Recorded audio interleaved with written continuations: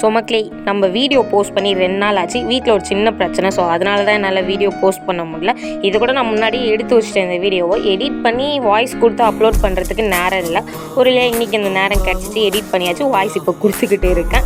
இன்றைக்கி நம்ம என்ன ட்ரை பண்ண போகிறோன்றதை நான் கடைசியாக சொல்கிறேன். தோசைகள் நல்லா காய்ஞ்சது. ஒரு கரண்டி மாவு எடுத்து அதை அப்படியே ஊற்றிட்டு எதுவும் தலாவெல்லாம் வேணாம். அதில் ஒரு முட்டையை உடச்சி ஊற்றி நல்லா மாவும் முட்டையும் நல்லா மிக்ஸ் ஆகிற லெவலுக்கு சூப்பராக மிக்ஸ் பண்ணிக்கோங்க.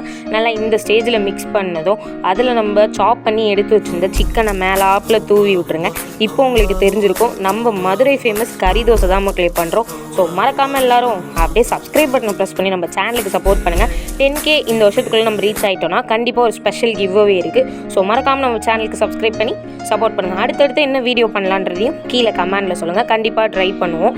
ஒரு வழியாக பார்த்திங்கன்னா மதுரை கறி தோசையை வேறு லெவலில் சூப்பராக ப்ரிப்பேர் பண்ணியாச்சு. எடுத்து அப்படியே அதில் தட்டில் வச்சு சாப்பிட்டா செம்ம டேஸ்ட் மக்களே. ஸோ மறந்துடாமல் சப்ஸ்கிரைப் பண்ணி சப்போர்ட்